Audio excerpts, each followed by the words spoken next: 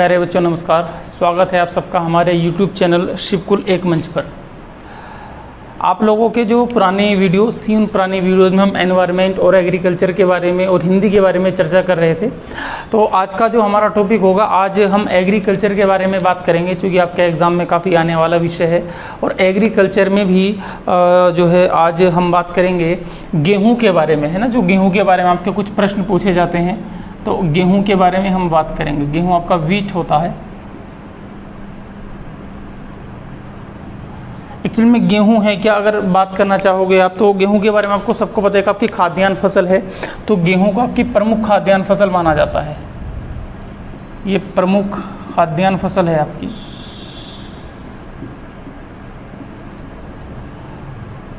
ठीक, अब अगर मैं गेहूं की और आगे आपसे बात करना चाहूं, तो अब जरा गेहूं के बारे में आपके कुछ ऐसे क्वेश्चंस हैं जो आपके एग्जाम में लगातार आते रहते हैं और हम उन चीज़ों को दरकिनार कर लेते हैं। तो जो कुछ आपके जो 20-50 फैक्ट होंगे जो आपके ज़रूरी होंगे और आपका कुछ कॉन्सेप्ट भी होगा, तो उसके बारे में चर्चा करेंगे।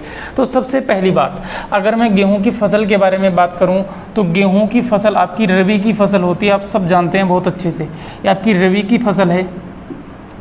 जब आपको मैंने कृषि का पहला लेक्चर कराया था, तो फसलों के प्रकार में 3 प्रकार की फसलें बताई थी। इसमें आपकी रबी की फसल थी, खरीफ की फसल थी और आपकी जायद की फसलें हुआ करती थी। तो जो रबी की फसल एक्चुअली वो जाड़ों की फसलें होती हैं और उनको सिंचाई की फसल भी कहा जाता है। ये अक्टूबर-नवंबर से बोई जाती है और आपकी मार्च-अप्रैल इसके काटने का सीज़न है।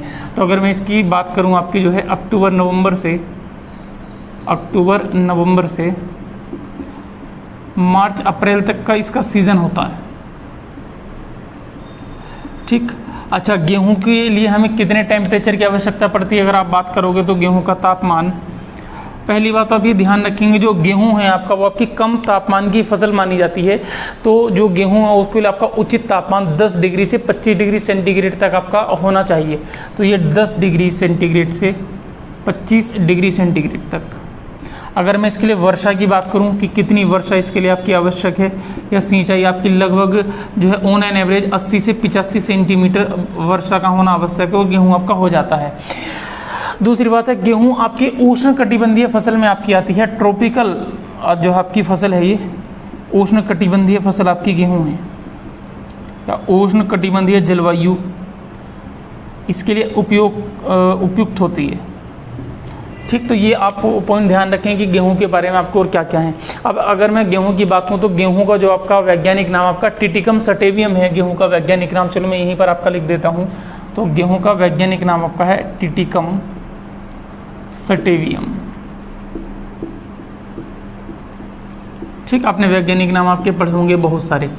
अब जो गेहूं हैं, आप ये भी जानते हैं, आप हड़प्पा सभ्यता की अगर बात करें, तो मोहनजोदड़ो से गेहूं के अवशेष मिले थे। तो वो जिस गेहूं के अवशेष मिले थे, जिस अन्नागार से आपके जो अवशेष आपके मिले हुए थे, वो गेहूं आपका एक्चुअल में टिटिकम सटेवियम नहीं था, वो आपका स्पैरोकोकम गेहूं हुआ करता था। ठीक, तो अच्छा, इसमें एक बहुत बात और अगर मैं बात करना चाहता हूँ, जो टिटिकम सटेवियम गेहूँ है, अब इसके बारे में जरा आप 2-4 पॉइंट और समझ सकते हैं कि जब हरित क्रांति हुई थी, और आप सब जानते हैं हरित क्रांति के बारे में, आपकी कृषि से संबंधित है ना।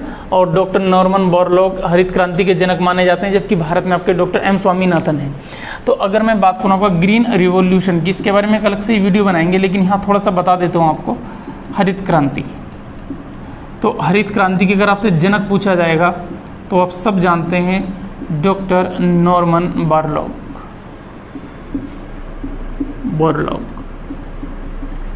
ये मैक्सिको के व्यक्ति थे और इनके बारे में बात बड़ी फेमस है।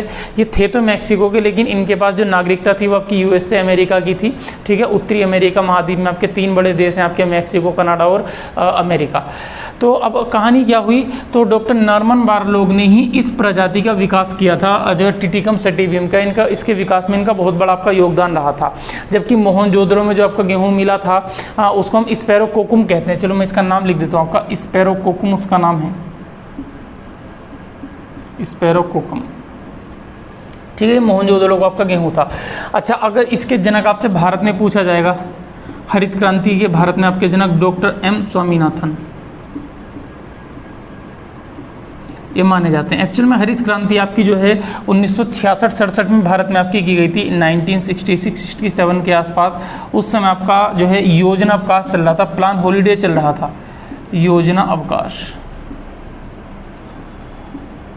ठीक 3 साल का अवकाश योजनाओं में आपका हुआ था, क्योंकि और ये भी वीडियो आपकी जब इकोनॉमिक्स की वीडियो बनाई जाएगी, बहुत जल्दी एक वीडियो आपकी इकोनॉमिक्स की भी आ सकती हो सकता है 2-3 वीडियो के बाद ही इकोनॉमिक्स को आपको दिया जाए। खासकर से सबसे पहले हम इकोनॉमिक्स में चर्चा करेंगे, अगर मैं आपसे बात करना चाहूँ तो पंचवर्षीय प्लान के बारे में ही, या 5 ईयर प्लान जो थे पंचवर्षीय योजना के बारे में ही चर्चा करेंगे, तब पूरी कहानी आपको बताई जाएगी।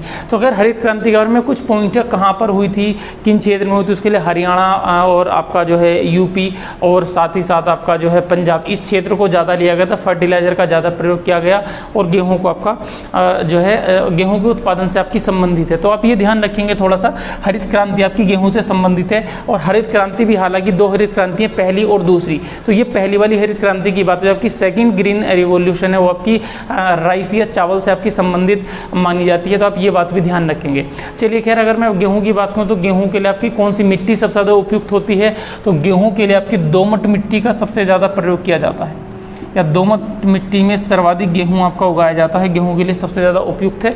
ठीक है, अब मिट्टी कितने प्रकार की है, क्या है, ये भी बहुत जल्दी से आपके सामने वीडियो लाई जाएगी। खैर, आप इसको समझेंगे, इसके बाद और चर्चा करेंगे गेहूं के बारे में। अब जो आपका गेहूं हुआ, ये आपका ग्रेमिनी कुल का पौधा होता है, ये बायोलॉजी में आपके कुल होते हैं। तो गेहूं आपका ग्रेमिनी कुल का पौधा है, ग्रेमिनी फैमिली का पौधा है। और दूसरी बात और आप ये ध्यान रख सकते हैं, गेहूं में, गेहूं के अंदर एक आपका प्रोटीन पाया जाता है, गुलेटिन प्रोटीन। तो ये भी आप ध्यान रखेंगे। तो गैसे गेहूं और गैसे गुलेटिन, आप इस तरीके से भी इसको ध्यान रख सकते हैं, आपका है ना, गुलेटिन प्रोटीन आपका होता है। अब ये बात है सर, ये ग्रेमिनी शब्द आपका क्या है, तो एक्चुअल में जो आपके साथ आया, आपके लिए बायोलॉजी का लेक्चर डाला जाएगा, तो आप ये ध्यान रखें, जो आपकी बायोलॉजी उसको 2 पार्ट में आप बांटते हैं, आपकी बॉटनी और जूलॉजी। और जो आपकी बॉटनी है, जो आपका वनस्पति विज्ञान है, आपको 2 पार्ट में आपका बटा हुआ है, आपका थैलोफाइटा, एम्ब्रियोफाइटा। एम्ब्रियोफाइटा को आप 2 भागों में आपका बांट देते हो, आपका ब्रायोफाइटा और आपका जो है ट्रैकियोफाइटा। और ट्रैकियोफाइटा अपने आप 3 भागों में आपका बटा हुआ है, आपका टेरिडोफाइटा, एंजियोस्पर्म, जिम्नोस्पर्म। और जब का एंजियोस्पर्म है, उनको एक बीजपत्री कहा जाता है। और एंजियोस्पर्म की आपकी कई सारी फैमिली होती हैं, जिसमें आपका, और एक्चुअल में एंजियोस्पर्म भी आपका 2 प्रकार का आपका जो है मोनोकोट और आपका डाइकोट। तो ये एक्चुअल में है क्या, गेहूं की अगर मैं बात करूं तो गेहूं आपका एक बीजपत्री पौधा है, मोनोकोटिल्डोन, एक बीजपत्री पौधा है। और ये एक बीजपत्री पौधा आपका अनावृत बीजी में आएगा या फिर आपका आवृत बीजी में आएगा, तो आपका आवृत बीजी या फिर आपका एंजियोस्पर्म में आता है। तो आप एक ये समझो कि आपका आवृत बीजी पौधा है ये। आवृत बीजी मतलब जिनके बीजों के ऊपर आवरण हो, और उनमें भी आपका आवरण आपका कैसा होगा, एक बीजपत्री मतलब आपका सिंगल कोट होगा इस पर। और उसमें भी आपका कई सारे कुल होते हैं, आपका ग्रेमिनी है, लिलिएसी है, म्यूजिएसी है ना, मिट्रेसी है, कुकुरबिटेसी है, पाल्मी है। तो ये सारे आपको बताए जाएंगे। तो बहुत सारे आपके कुल होते हैं, आपका कुछ एक बीजपत्री के, कुछ द्विबीजपत्री के। तो मैंने दोनों मिक्स करके आपको बताए। तो उसमें अगर मैं बात करूँ, आपका ग्रेमिनी कुल का पौधा आपका माना जाता है गेहूँ। तो ये पूछ सकता है कि गेहूँ कौन से कुल का पौधा है, गेहूँ एक बीजपत्री है, द्विबीजपत्री है, गेहूँ आवृत बीजी है, अनावृत बीजी है। तो ये ध्यान आप रख सकते हैं गेहूं के बारे में। इतनी बात, ये बायो का लेक्चर है, बहुत जल्दी आपको बायो का क्लासिफिकेशन भी आपको कराया जाएगा। इसके अलावा अगर मैं आपसे गेहूं के बारे में बात करूं तो जो है, हाँ, ये भारत में जो आपका गेहूं और जौ का अनुसंधान केंद्र है, जो कि आपका करनाल में है। तो ध्यान रखेंगे, भारत में एक आपका है गेहूं एवं जौ अनुसंधान केंद्र, गेहूं एवं जौ अनुसंधान केंद्र, ये आपका करनाल हरियाणा में पड़ता है। तो ये भी आपके लिए आपका इम्पोर्टेंट पॉइंट हो सकता है ना। इसके बारे में और देखते हैं, गेहूं के बारे में चर्चा करेंगे। अच्छा, गेहूं और जौ से एक पॉइंट और हम निकाल सकते हैं कि आपके लिए प्रश्न तैयार हो सकता है कि अगर मैं बात करता हूं गेहूं प्लस जौ की, तो गेहूं प्लस जौ, अब जो आपके जो है वैज्ञानिक है उन्होंने क्या किया, उन्होंने गेहूं और जौ दोनों को मिलाया, और गेहूं और राई दोनों को मिलाकर आपका ट्रिटिकेल एक प्रजाति बनाई है, जो नहीं आपका राई को मिला करके, ट्रिटिकेल। तो ध्यान रखेंगे ट्रिटिकेल क्या है, एक आपकी प्रजाति है जो कि गेहूं और राई दोनों के जीन्स को मिलाकर के आपकी बनाई गई, इनके गुणसूत्रों में हेरफेर किया गया है और ये प्रजाति बनी है। चलिए खैर, और गेहूं के बारे में देख लेते हैं आपके सामने क्या क्या पॉइंट हो सकते हैं। गेहूं की किस्में देखेंगे, गेहूं के रोग देख सकते हैं हम कि कौन कौन से आपके रोग होते हैं, है ना। तो एक तो इसमें आपका जो है रोग आपका लगता है रस्टिंग हो जाती है, इसमें आपके तने आपके बेकार हो जाते हैं, कई बार इसमें आपकी खरपतवार या आपकी वो घास उग जाती है या ऐसे पेड़ पौधे उग जाते हैं जिनको हम नहीं चाहते। इसके अलावा अगर मैं गेहूं की बात करूं, इसमें आपका एक रोग और आपको था करनाल बंट। तो दो रोग फेमस है गेहूं के, एक तो आपका गेहूं में रस्ट होना और दूसरा आपका करनाल बंट। तो ये आप ध्यान रख सकते हैं। अच्छा, गेहूं के लिए नाइट्रोजन, फास्फोरस और पोटेशियम का अनुपात आपका कितना होना चाहिए? 2:1:1। देखो, ये एनपीके भूमि के मुख्य पोषक तत्व हैं। पोषक तत्व 3 प्रकार के हैं भूमि के, प्राइमरी, सेकेंडरी, टर्सरी, प्राथमिक, द्वितीय, तृतीय। तो प्राथमिक जो पोषक तत्व उसमें आपके एनपी और के आते हैं। तो हमारी मिट्टी में, भारत की मिट्टी में इनकी जो आपकी वैल्यू मानी जाती है, इनका रेशो 4:2:1, 4:2 माना जाता है।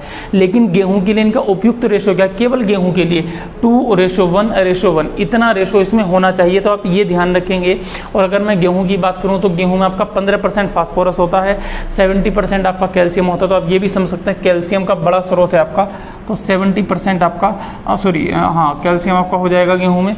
और आप अगर बात कार्बन आपका हो जाएगा, है ना, कार्बन। और 15% अगर मैं बात करूँ आपका, तो पी से फास्फोरस आपका हो जाएगा। साथ ही साथ गेहूं में आपका 5% लगभग आयरन भी होता है, अगर आप याद रखना चाहें तो वैसे खैर आपका आप ये ध्यान रख सकते हो, आपका कार्बन आपका गेहूं में कितना होता है? 70%। इसी के लिए मैंने आपको थोड़ा सा बताया। अब इसके अलावा और अगर मैं आपसे बात करना चाहूँ गेहूं के बारे में, और हम क्या क्या बात कर सकते हैं और क्या क्या बात कर सकते हैं गेहूं के बारे में, तो भाई बहुत सारी बातें हैं। हाँ चलो, अगर मैं उत्पादन की बात कर लेता हूँ गेहूँ से, तो उत्पादन को हम 3 पार्ट में यहाँ बांट सकते हैं। नंबर 1, पहला तो पॉइंट आपका बनेगा कि उत्पादन में आपका कौन आगे है, या कह सकते हैं आपकी सर्वाधिक उत्पादन आपका कहाँ पर होता है। दूसरा, सर्वाधिक क्षेत्रफल में कहाँ लगाया जाता है, मतलब कहाँ बोया जाता है। तीसरा, मैं आपसे बात करना चाहूँगा आपका प्रति हेक्टेयर उत्पादन आपका कहाँ पर अधिक है।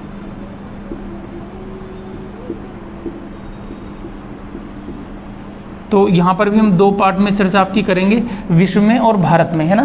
तो अगर मैं बात करूँ आपके विश्व में, तो सर्वाधिक उत्पादन आपका चीन करता है, नंबर 2 पर आपका भारत है। लेकिन यही आंकड़े अगर आप भारत में देखेंगे तो नंबर 1 पर आपका यूपी है और नंबर 2 पर आपका एमपी आता है। ठीक, तो इसका मतलब अगर आपसे पूछेगा गेहूं का सर्वाधिक उत्पादन आपका कहाँ पर होता है, तो आपका चीन में होता है, जबकि दूसरे नंबर पर आपका भारत है। दूसरी सवाल आपका आएगा कि भारत में कहाँ पर गेहूं का उत्पादन आपका अधिक होता है, तो यूपी में, फिर आपका एमपी में है। लेकिन अगर क्षेत्रफल की बात करूँ तो भारत में जो है सर्वाधिक क्षेत्रफल पर आपका गेहूँ लगाया जाता है, नंबर 2 पर आपका चीन आता है। लेकिन भारत में सर्वाधिक क्षेत्रफल के आंकड़े सेम टू सेम आपका मध्य प्रदेश, नंबर 1 पर आपका यूपी है, नंबर 2 पर आपका मध्य प्रदेश। आप इस बात को भी बड़े आराम से जो है ध्यान रख सकते हैं। अच्छा, दूसरी बात ये कि सर्वाधिक प्रति हेक्टेयर आपकी उपज कहाँ पर है, तो फ्रांस में प्रति हेक्टेयर उपज आपकी अधिक है गेहूं की। तो नंबर 1 पर आपका फ्रांस आता है और नंबर 2 पर आपका यूएसए या फिर आपका अमेरिका आता है। यहाँ पर आपका यूपी में, भारत में पंजाब है और नंबर 2 पर आपका हरियाणा है। तो आप इन 6 आंकड़ों को ध्यान रख सकते हैं, आपके छोटे मोटे ये आंकड़े हुए। ठीक है, इसके अलावा और आपके क्या बात बताई जा सकती है गेहूं के बारे में, तो जो है हम ये देख सकते हैं गेहूं के लिए अगर वर्षा की बात करें तो आपकी वर्षा लगभग 80, 85, 90 सेंटीमीटर के आसपास उपयुक्त होती है। गेहूं को सिंचाई की फसल माना जाता है और गेहूं के लिए आपका जाड़ा होना आवश्यक है, अदरवाइज गेहूं में आपका बीज नहीं हो पाता है, फिर उसका वो गेहूँ का पौधा संपूर्ण रूप से विकसित नहीं हो पाता। अब मैं गेहूं की कुछ किस्मों की बात करूंगा। अच्छा, गेहूं में कुछ प्रोटीन्स की बात कर लेते हैं, आपके कौन कौन से प्रोटीन होते हैं। विटामिन बी और ई 2 आपके गेहूं में पाए जाते हैं और बी में भी आपका 1 to 6 पाए जाते हैं, है ना। तो विटामिन की अगर मैं बात करना चाहूँ गेहूं में, तो B1, B2, B6 और साथ में आपका ई। लेकिन जब आप गेहूं की पिसाई कराएंगे और उसका आटा बनवाएंगे तो पिसाई में यही विटामिन आपके लगभग समाप्त हो जाते हैं और सबसे ज़्यादा इसमें भी आपका समाप्त होता है विटामिन ई। तो ये भी ध्यान रखेंगे, गेहूं की पिसाई से विटामिन ई का आपका ह्रास होता है, उसकी कमी होती है और आपका ख़त्म हो जाता है। इसके अलावा अब मैं और आपसे बात करना चाहूँ तो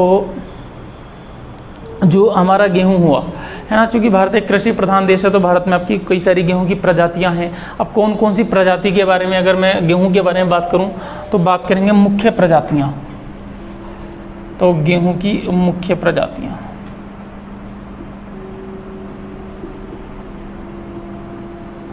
तो मेरे प्यारे बच्चे गेहूं में आपकी मुख्य प्रजाति आपकी हो सकती है जैसे सोनालिका,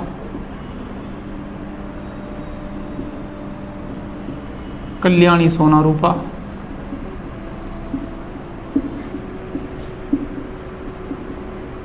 अर्जुन हो सकती है, इसके अलावा आपकी बेकर है ना, इसके अलावा आपकी सिंधी है। बहुत सारी आपकी गेहूं की प्रजातियां हैं, है ना। इसके अलावा आपकी पूसा है, ठीक, ये आप ध्यान रख सकते हैं, है ना। इसके अलावा बहुत सारे आपकी प्रजाति, आपकी एक नोरीन प्रजाति है, तो इसके बारे में कुछ हम चर्चा भी करेंगे आपका नोरीन प्रजाति के बारे में कि नोरीन प्रजाति क्या है। एक्चुअल में नोरीन प्रजाति के पीछे भी एक आपकी कहानी है ना। इसके अलावा मैं आपसे बात करूँ आपकी जो है सोनारा है 63, 64, लरमा रोजा है, तो सोनारा है आपकी, है ना, सोनारा। चलो यहीं लिख देता हूँ आपका सोनारा, और सोनारा की आपके दो हैं 63 और 64, है ना। इसके अलावा और मैं आपसे बात करना चाहूँ आपका लरमा रोजा, इसके बारे में भी आपकी चर्चा की थी। तो ये आपकी प्रजातियां हैं। इसके अलावा भी और आपकी केवल खत्म नहीं हुई आपकी, और अगर मैं आपसे बात करना चाहूँ तो आपकी कुंदन है, मैकरोनी है, रोजा है, इमर है, भवानी है। तो ये तो आपकी फेमस प्रजातियां आपकी, जैसे आपकी कुंदन हो गई, ठीक, आपकी कुंदन, मैकेरोनी हो गई, मैकेरोनी, इमर प्रजाति गेहूं की आपकी प्रसिद्ध प्रजाति मानी जाती है ना। इसके अलावा आपकी भवानी प्रजाति आपकी गेहूं की बहुत प्रसिद्ध प्रजातियों में से आपकी आती है, ठीक। इसके अलावा और आपसे अगर मैं बात करना चाहूं तो जो है पूसा है आपकी, पूसा तो शायद मैं लिख भी चुका हूँ आपकी, चंद्रिका, देश रत्न, और आपकी है जो है कंचन है आपकी, गिरिजा है, मालवी है, खपारी है, नीलगिरी है, किरण है। तो बहुत सारी आपकी मैं लिख देता हूँ, चलो 2-4 में दिमाग में आपकी आ रही है। नीलगिरी आपकी हो गई, खपाली, कंचन, देश रत्न, ठीक है जी। और इसके अलावा और भी लिखूँ, बहुत सारी हो गई मेरे आइडिया में, तो अभी और भी लिख सकता हूँ। मान लीजिए मैं आपकी गोमती बता सकता हूँ, आपसे जो है प्रभावती नहीं, प्रभाणी आपसे बता सकता हूँ आपकी। तो ये आपकी बहुत सारी प्रजातियाँ हैं। तो ये मुख्य मुख्य प्रजाति आपके सामने लिखी है। इन प्रजातियों में कुछ की आप क्वालिटी समझ लीजिए। जैसे अगर मान लीजिए मैं बात करना चाहूँ आपसे नोरीन प्रजाति की ही बात करूँ तो नोरीन प्रजाति जापान में उगाई गई थी, और ये सबसे पहली गेहूँ की बोनी प्रजाति थी। तो आप इसको अलग से नोट कर लेंगे, जो नोरीन प्रजाति है ये गेहूँ की सबसे पहली बोनी प्रजाति है, इसको बोना गेहूं कहा जाता है। तो इस सवाल एग्जाम में आपका कई बार पूछा भी गया है कि बोना गेहूं कौन सी प्रजाति का है, कौन से गेहूं को बोना गेहूं कहा जाता है। दूसरी सोनालिका और आपकी कल्याणी सोनारूपा, ये तीनों की दोनों आपकी हरित क्रांति में डेवलप की गई थी, जो 1966-67 में आपकी चली थी नॉर्मन बोरलॉग के द्वारा। तो उसमें इनको आपका किया गया था। इसके अलावा मैं आपसे बात करता हूँ एक बेकर मैंने आपकी लिखी है, तो बेकर आपकी बेकरी में ही इस्तेमाल होती है। इससे आपकी खासकर से डबल रोटी बिस्किट अच्छे तरीके से बनाए जाते हैं। जैसे आपकी राज प्रजाति आपकी है, तो राज प्रजाति आपकी पछेती प्रजाति, इसकी देर से बुआई होती है, लगभग आपकी कई बार जनवरी तक भी बोई जाती है, फरवरी तक बोई चली जाती है। इमर आपकी साउथ इंडिया, आपकी तमिलनाडु कर्नाटक वाले क्षेत्र में आपकी अधिक बोई जाती है। इसके अलावा मैकरोनी है, मैकरोनी को आपका सख्त गेहूं कहा जाता है, ये इंपॉर्टेंट है, सख्त गेहूं कहते हैं, आपकी कम पानी में आपकी उगती है ना। तो ये सख्त गेहूं है आपका, सख्त गेहूं जो कि आपका कम पानी में उगता है, ठीक। साउथ इंडिया की बात करूँ आपकी इमर प्रजाति आपकी उगाई जाती है। और आपकी नॉर्मल है आपकी सोनारा 63, 64, लरमा रोजा, इनकी भी एक कहानी है।